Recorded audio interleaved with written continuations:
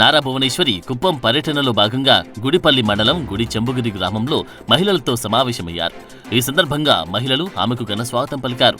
మహిళల నుంచి వినతులను స్వీకరించిన భువనేశ్వరి మహిళలు ఆర్థికంగా ఎదగడానికి తన వంతు కృషి చేస్తానని హామీ ఇచ్చారు. అలాగే వారి సమస్యలు పరిష్కరిస్తానని భరోసా ఇచ్చారు. కుప్పం నియోజకవర్గంలోని ప్రజలందరూ తన కుటుంబ సభ్యులతో సమానమని ఆమె అన్నారు. అనంతరం మహిళలతో కలిసి నారా భువనేశ్వరి కోలాటమాడి వారిలో ఉత్సాహాన్ని నింపారు. చిత్తూరు జిల్లా కుప్పం నియోజకవర్గం గుడిపల్లి మండలం అగస్త్య ఇంటర్నేషనల్ ఫౌండేషన్ సంస్థను నారా భువనేశ్వరి సందర్శించారు. ఈ సందర్భంగా సంస్థలో విద్యార్థులకు అందుతున్న విద్యా సౌకర్యాలపై ఆరా తీశారు. అనంతరం అక్కడి విద్యార్థులతో కాసేపు ముచ్చటించారు. ఈ కార్యక్రమంలో ఎమ్మెల్సీలు, ముఖ్య నాయకులు, కార్యకర్తలు పాల్గొన్నారు. ప్రకాశం జిల్లా గిద్దలూరు పట్టణంలోని రాచర్ల గేటు వద్ద ప్రజలు తీవ్ర ఇబ్బందులు ఎదుర్కొంటున్నారు. ప్రతి అరగంటకోసారి రైల్వే గేటు మూసివేయడంతో సమీపంలోని ప్రజలు నిత్యం నరకయాతన అనుభవిస్తున్నారు. పాఠశాల వాహనాలు, వ్యాపారస్తులు ఈ గేటు దాటి వెళ్లడం తప్పనిసరి కావడంతో వారి కష్టాలు మరింత ఎక్కువయ్యాయి. మరమ్మతులకు నోచుకొని ఈ రైల్వే గేటు కారణంగా వాహనదారులు అతి కష్టం మీద ప్రయాణించాల్సి వస్తుంది. ఈ సమస్యపై స్థానికులు, రైల్వే అధికారులకు, ప్రజాప్రతినిధులకు పలుమార్లు విన్నవించినా ఫలితం లేకుండా పోయింది. తక్షణమే రైల్వే గేటు మరమ్మతులు చేపట్టాలని, ప్రత్యామ్నాయ ఏర్పాట్లు చేయాలని ప్రజలు డిమాండ్ చేస్తున్నారు. రెవరెండ్ పాస్టర్ ప్రవీణ్ పగడాల మరణంపై క్రైస్తవ సమాజంలో తీవ్ర విషాదం నెలకొంది. ఈ బిలీవర్స్ ఈస్టర్న్ చర్చ్ ఫాదర్ గుర్రం జాన్ రంగయ్య ఆధ్వర్యంలో సమావేశం జరిగింది. ప్రవీణ్ పగడాల మరణం వెనుక పలు అనుమానాలున్నాయని ఆరోపిస్తూ ఈ ఘటనపై సమగ్ర విచారణ జరిపి ఆయన కుటుంబానికి న్యాయం చేయాలని ఫాదర్ గుర్రం జాన్ రంగయ్య పోలీసులను డిమాండ్ చేశారు. ఈ సందర్భంగా చర్చి వద్ద భావోద్వేగ వాతావరణంలో కొవ్వొత్తులతో నివాళులర్పించారు. ప్రవీణ్ పగడాల మరణం క్రైస్తవ ప్రజలకు తీరని లోటని ఫాదర్ గుర్రం జాన్ రంగయ్య విచారం వ్యక్తం చేశారు. ఆయన సేవలను స్మరిస్తూ ఈ ఘటన క్రైస్తవ సమాజాన్ని దిగ్భ్రాంతికి గురిచేసిందని ఆయన అన్నారు. అయితే ప్రవీణ్ పగడాల మరణం చుట్టూ ఉన్న అనుమానాలు స్థానిక క్రైస్తవ సమాజంలో చర్చనీయాంశంగా మారాయి. ఈ ఘటనపై పోలీసులు విచారణ చేపట్టాలని, నిజాలను వెలికితీసి న్యాయం చేయాలని చర్చి పెద్దలు మరియు సమాజం డిమాండ్ చేస్తోంది. ప్రస్తుతం ఈ విషయంపై అధికారుల నుంచి స్పష్టమైన సమాచారం అందాల్సి ఉంది. ఖమ్మం జిల్లా డోర్నకల్ మండలం తోడేళ్లగూడెం అంగన్వాడీ కేంద్రంలో మురిగిపోయిన కోడిగుడ్లను పంపిణీ చేయడం కలకలం రేపింది. ఈ ఘటనపై బాధితులు తీవ్ర ఆందోళన వ్యక్తం చేస్తున్నారు. 3 రోజుల క్రితం అంగన్వాడీ కేంద్రం నుంచి కోడిగుడ్లను పంపిణీ చేశారు. వాటిని ఇంటికి తీసుకెళ్లి ఉడికించిన తర్వాత గుడ్ల పొట్టు తీయగా అవి పూర్తిగా మురిగిపోయి ఉన్నాయని తేలింది. దీంతో బాధితులు అవాక్కయ్యారు. ముఖ్యమంత్రి చంద్రబాబు నాయుడు పోలవరం బహుళార్థ సాధక ప్రాజెక్టు పనులను క్షేత్రస్థాయిలో పరిశీలించారు. Copper dam, diaphragm wall, vibro compaction ప్రాంతాలను సందర్శించిన ఆయన ప్రాజెక్టు పురోగతిపై సంబంధిత అధికారులతో సమీక్షా సమావేశం నిర్వహించారు.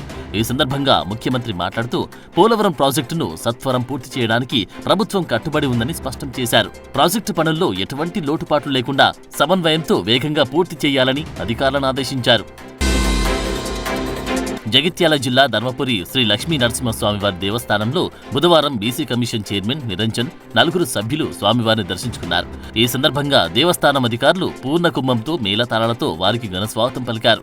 వేద పండితులు, అర్చకులు వారికి ఆశీర్వచనం ఇచ్చారు. అనంతరం దేవస్థానం కార్యనిర్వహణాధికారి సంకటాల శ్రీనివాస్, దేవస్థానం చైర్మన్ జక్కు రవీందర్ స్వామివారి శేషవస్త్రం, ప్రసాదం, చిత్రపటం ఇచ్చి సన్మానించారు. ఈ కార్యక్రమంలో దేవస్థానం కార్యనిర్వహణాధికారి సంకటాల శ్రీనివాస్, దేవస్థానం చైర్మన్ జక్కు రవీందర్, ధర్మకర్తల మండలి సభ్యులు, మాజీ దేవస్థానం చైర్మన్ సంగనబట్ల దినేష్, స్థానిక తహసీల్దార్, ఎస్ఐ, వేద పండితులు, అర్చకులు, సిబ్బంది పాల్గొన్నారు. జనగామ జిల్లాలోని దేవరపుల మండలం సింగరాజుపల్లిలో పోలీసులు పీడీఎస్ బియ్యం అక్రమ రవాణాను అడ్డుకున్నారు. ఒక వాహనంలో 25 క్వింటాళ్ల పీడీఎస్ బియ్యం తరలిస్తుండగా పోలీసులు పట్టుకున్నారు. గుగులోత్ రాజు అనే వ్యక్తి ఈ అక్రమ రవాణాకు పాల్పడుతున్నట్లు పోలీసులు గుర్తించి అతడిపై కేసు నమోదు చేశారు. పట్టుబడిన బియ్యం మరియు వాహనాన్ని పోలీసులు పోలీస్ స్టేషన్ కు తరలించారు. ఈ సందర్భంగా ఎస్ఐ సృజన్ మాట్లాడుతూ ఇలాంటి నేరాలకు పాల్పడే వారిపై కఠిన చర్యలు తీసుకుంటామని హెచ్చరించారు. ఈ తనిఖీల్లో పోలీస్ సిబ్బంది ప్రవీణ్, నరేష్, యాకేష్, సదయ్య తదితరులు పాల్గొన్నారు. ఖమ్మం జిల్లా కేంద్రం ఆర్టీసీ బస్టాండ్ సమీపంలో ఉన్న నిజాం చెరువు నేడు ఒక పెద్ద మురికికుండలా మారిందని బీజేపీ అర్బన్ ఉపాధ్యక్షులు చుక్కల నరేష్ అన్నారు. స్థానిక ప్రజలతో కలిసి మురికిలో కలుషితమవుతున్న చెరువును ఆయన సందర్శించారు. ఈ సందర్భంగా ఆయన మాట్లాడుతూ పట్టణ నడిబొడ్డున ఉన్న ఈ చెరువు మున్సిపాలిటీ అధికారుల నిర్లక్ష్యం వల్ల నేడు మురికి కుంటలా మారిందని విమర్శించారు. ఒక పక్క కేంద్ర రాష్ట్ర ప్రభుత్వాలు చెరువులకు, కుంటలకు సుందరీకరణ పనులు మొదలు పెడుతూ ఉంటే మహబూబాబాద్ లో మాత్రం ఉన్న చెరువులను మురికి కుంటల్లా మారుస్తున్నారని ఆయన ఆరోపించారు. మున్సిపాలిటీ అధికారులు నిద్రమత్తు వీడి వెంటనే చెరువును శుభ్రపరచాలని, చెరువులోకి మురికి నీరు చేరకుండా తగు చర్యలు తీసుకోవాలని చుక్కల నరేష్ డిమాండ్ చేశారు. జిల్లా దేవన్నపేట వద్ద దేవాదుల పంప్ హౌస్ నుంచి నీటిని విడుదల చేశారు. ఈ కార్యక్రమానికి రాష్ట్ర నీటిపారుదల, పౌర సరఫరాల శాఖ మంత్రి ఉత్తమ్ కుమార్ రెడ్డి, రాష్ట్ర రెవెన్యూ, హౌసింగ్, సమాచార, పౌర సంబంధాల శాఖ మంత్రి పొంగులేటి శ్రీనివాస్ రెడ్డి హాజరయ్యారు. అనంతరం ధర్మసాగర్ రిజర్వాయర్ వద్ద ప్రత్యేక పూజలు నిర్వహించారు.